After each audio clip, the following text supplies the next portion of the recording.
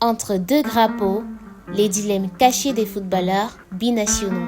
Marquer contre le pays qui t'a vu naître et ne pas fêter son but. Bril Embolo n'a pas seulement frappé un ballon ce jour-là. Il a réveillé une blessure que des millions de binationaux connaissent. Celle de devoir choisir entre deux patries, deux amours, deux vérités. Le football, plus qu'un simple jeu, est le reflet de notre société.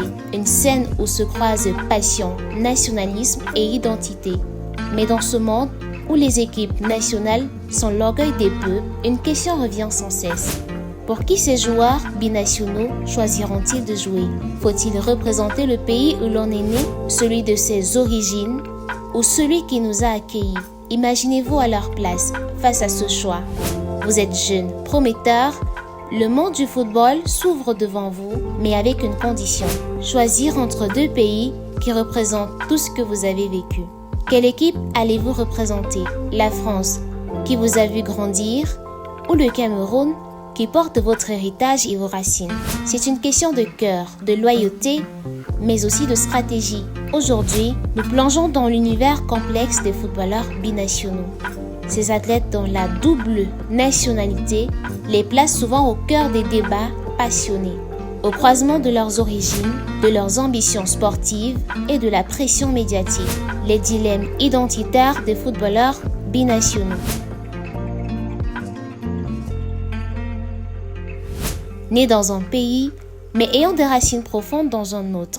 Leur parcours n'est jamais aussi simple qu'une question de nationalité. Karim Benzema, l'un des meilleurs attaquants de sa génération, a longtemps été au centre de ce débat. Bien qu'il soit né en France, ses parents sont d'origine algérienne et il a dû choisir entre représenter la France ou l'Algérie. Benzema, qui a choisi de jouer pour la France, a souvent été critiqué par certains supporters de l'Algérie, mais aussi été adoré en France pour ses performances. Ce type de dilemme soulève des questions profondes. La nationalité est-elle un choix ou une obligation culturelle? Quand un joueur porte un maillot, porte-t-il aussi un héritage, une identité, une histoire? Le cas de Paul Pogba, un autre exemple emblématique, montre que les racines familiales et l'engagement envers le pays de naissance peuvent être un terreau fertile pour des discussions complexes.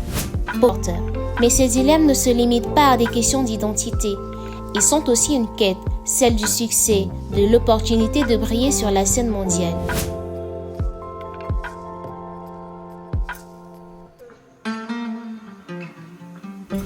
Bril Embolo, le cœur entre deux nations. Bril Embolo, né au Cameroun, est arrivé en Suisse très jeune avec sa mère, formé à Bâle et gravi les échelons du football suisse jusqu'à devenir un international important. Mais son choix de jouer pour la Suisse et non pour le Cameroun a suscité beaucoup de débats et d'émotions. En 2022, lors de la Coupe du Monde, il marque un but contre le Cameroun, son pays natal. Et sa réaction est saisissante. Pas de célébration, un regard figé, une pudeur qui en disait long. Ce jour-là, Embolo n'était pas qu'un buteur, il était un symbole de déracinement, de la double appartenance, du poids que portent ces joueurs sur leurs épaules.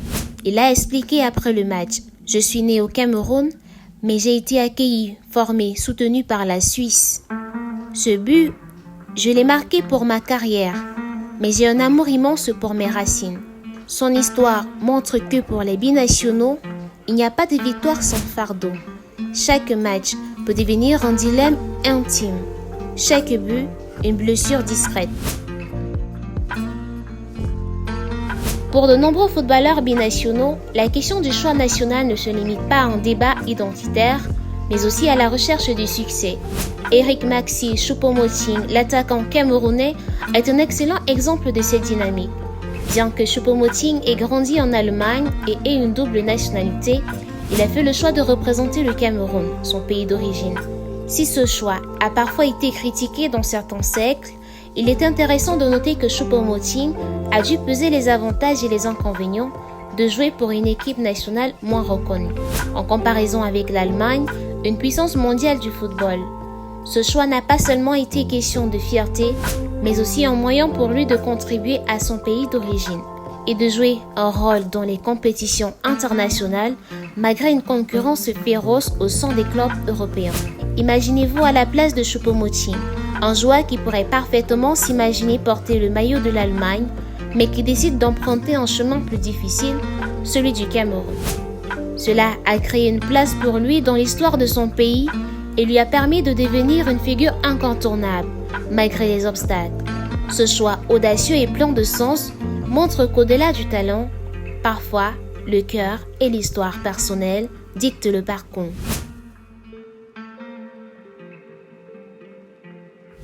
L'impact des footballeurs binationaux sur leur pays d'origine et leur pays d'adoption est complexe et souvent ambivalent.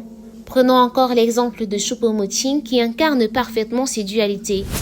Alors qu'il représente fièrement le Cameroun sur la scène internationale, il n'a pas hésité à s'installer dans des clubs européens prestigieux comme le Paris Saint-Germain ou le Bayern Munich. Ce type de parcours montre comment un footballeur binational peut tirer parti de sa situation unique pour naviguer entre des niveaux de compétition plus élevés, tout en restant profondément ancré dans ses racines.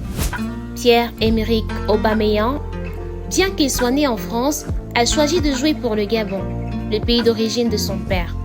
Ce choix a eu un impact important sur sa carrière, car jouer pour un pays moins compétitif que la France lui a permis de devenir une icône dans son pays d'origine, mais aussi de s'imposer comme un leader dans son équipe nationale. Aubameyang est un exemple parfait du footballeur binational dont la carrière a pris un tournant décisif grâce à son choix de jouer pour le Gabon. Cela lui a permis non seulement de se démarquer sur la scène internationale, mais aussi de donner une fierté à une nation tout entière. Imaginez l'émotion qu'il a ressentie sur le terrain en marquant pour le pays qu'il porte dans son âme. Son engagement auprès du Gabon montre que parfois, choisir un pays moins dominant peut renforcer une identité forte et symbolique. Les footballeurs binationaux ont donc une influence indéniable sur la dynamique des équipes nationales. Ils peuvent renforcer l'image d'un pays en difficulté, comme le fait Hakim Ziyech avec le Maroc, ou symboliser l'ascension d'un pays aux racines multiples, comme c'est le cas des nombreux joueurs issus des anciennes colonies en Europe.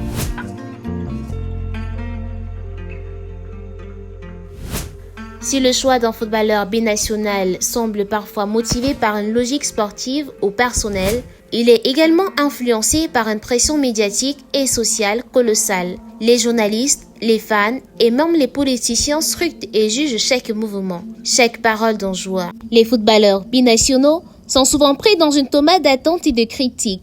Adil Rami, défenseur français d'origine marocaine, a eu son lot de critiques après avoir choisi de représenter la France au lieu du Maroc. Les médias se sont souvent focalisés sur sa double identité et ont amplifié les tensions. Les footballeurs binationaux sont souvent utilisés comme des instruments dans des débats géopolitiques plus larges, notamment en matière d'immigration, d'intégration et de multiculturalisme.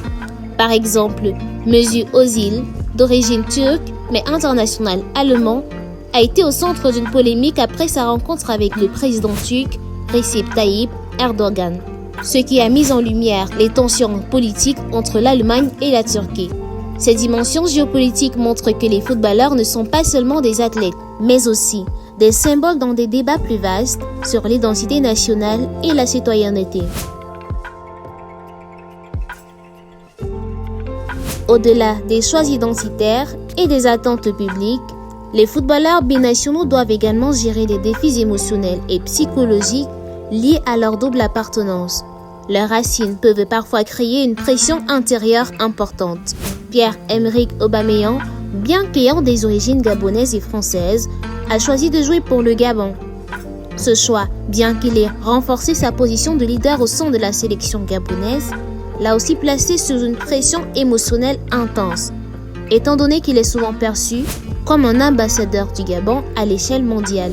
Les footballeurs binationaux sont donc confrontés à un équilibre difficile à maintenir entre leurs engagements envers leurs origines et de leur carrière sportive. De plus, les attentes contradictoires des fans de leurs deux pays peuvent créer un stress supplémentaire, les joueurs devant jongler avec des identités qui parfois ne se rencontrent pas. Comme dans le cas de Olivier Giroud qui, bien que français, est souvent comparé à d'autres joueurs d'origine étrangère en raison de son nom et de ses racines méditerranéennes. En fin de compte, ce n'est pas seulement un choix sportif C'est un choix de vie. Chaque footballeur binational est un miroir de la société moderne, un reflet de cette mondialisation qui brouille les frontières, tout en nous rappelant que l'identité n'est jamais un simple maillot. À travers leurs choix, ces joueurs nous rappellent une vérité fondamentale. L'âme d'un joueur, comme celle de chaque individu, n'appartient pas à un pays, mais à l'histoire qu'il décide de raconter. Le football, après tout, n'est qu'un terrain de jeu où ces identités se rencontrent et se redéfinissent chaque jour.